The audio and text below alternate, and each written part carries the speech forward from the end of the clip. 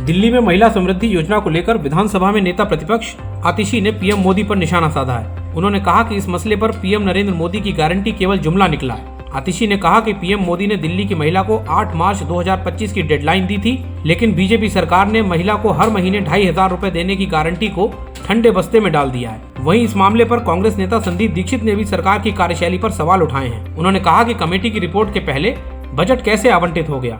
उधर आतिशी के बयान पर बीजेपी अध्यक्ष वीरेंद्र सचदेवा ने भी पलटवार किया है। उन्होंने कहा कि दिल्ली के पूर्व मुख्यमंत्री अरविंद केजरीवाल ने बार बार आतिशी को कार्यवाहक मुख्यमंत्री कहा। सचदेवा ने कहा कि मुझे आतिशी के बयान में निराशा और हताशा ज्यादा नजर आ रही है। वे खुद एक संवैधानिक पद पर रही हैं, उन्हें कुछ कानूनी प्रक्रिया के बारे में तो पता होना चाहिए। देश के प्रधानमंत्री नरेंद्र मोदी जी ने दिल्ली की महिलाओं को वादा किया था कि 8 मार्च को दिल्ली की सभी महिलाओं के खाते में 2,500 रुपए की राशि पहुंच जाएगी। उन्होंने कहा था कि अपने फोन को अपने खाते से लिंक कर लीजिए, 8 तारीख को मैसेज आएगा कि 2,500 रुपए खाते में पहुंच गए। लेकिन कल क्या हुआ? कल कैबिनेट की बैठक में पैसे देना तो छोड़िए, कौन पात्र है ये भी नहीं फैसला हुआ। रजिस्ट्रेशन कब शुरू होगा ये भी नहीं फैसला हुआ। रजिस्ट्रेशन करने के लिए एक पेज की वेबसाइट तक नहीं बनी।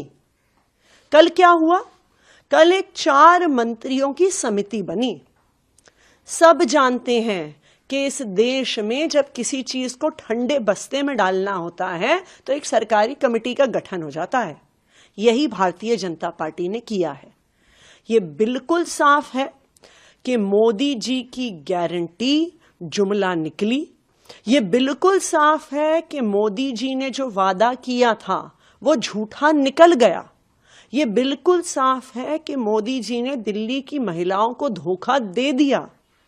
तो आज के बाद ना सिर्फ दिल्ली के लोग बल्कि पूरे देश भर। और ठीक है, 8 तारीख क्या हुआ क्या नहीं हुआ वो तो अभी और पता चलेगा, क्योंकि बात सिर्फ ये नहीं है।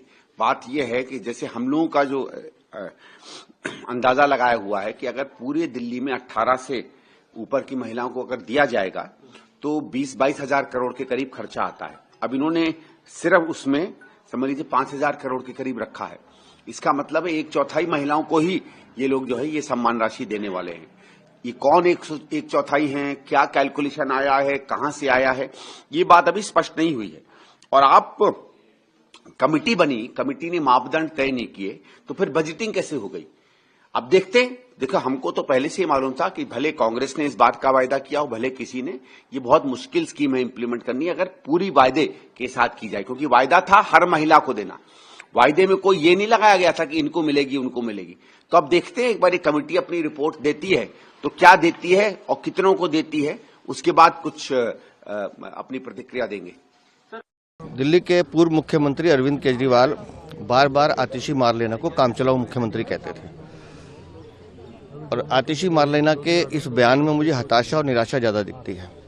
वो खुद संवैधानिक पद पर रही हैं, उनको कुछ कानूनी प्रक्रिया को मालूम होना चाहिए। किसी भी स्कीम को इम्प्लीमेंट करने के लिए उसकी योजना बनानी पड़ती है, उसके लिए बजट अप्रूव करना पड़ता है, कैबिनेट का अप्रूवल चाहिए। वो काम हमने कर दिया। कल 5,100 करोड़ रुपए इसके लिए आवंटित कर दिए। और जितने गड्ढे आतिशी मारलेना छोड़ के गए, अरविंद केजरीवाल छोड़ के गए, उनको भरने में थोड़ा समय लगेगा। हमारी कमिटमेंट है कि हम हर वादा पूरा करेंगे। उस दिशा में हमने कल कदम बढ़ा दिया। बहनों को महिला समृद्धि योजना में 2,500 रुपये मिलने प्रारंभ होंगे। उसके साथ साथ दिल्ली का विकास भी करना है, डेवलपमेंट भी करना है, सीवेज की समस्या, सड़कों की समस्या, सफाई की समस्या, उसको भी ठीक करना है। तो आतिशी मारलेना, मैं आपसे सिर्फ एक निवेदन करता हूँ, 37 महीने हो गए पंजाब की महिलाएं आपको ढूंढ रही हैं, कृपा करके उन पर ध्यान दे। दिल्ली की चिंता हम कर लेंगे। आज चैंपियंस ट्रॉफी का फाइनल मैच भी है, क्या कहेंगे? निस्संदेह भारत विश्व विजेता बनेगा और भारतीय टीम को मैं अग्रिम शुभकामनाएं देता हूं। और मैं विश्वास के साथ कह सकता हूं, जिस तरह से हमारे प्लेयर्स खेल रहे हैं वो देश का नाम भी रोशन करेंगे और निस्संदेह आज तिरंगा झंडा पूरे दुबई में लहरा रहा होगा।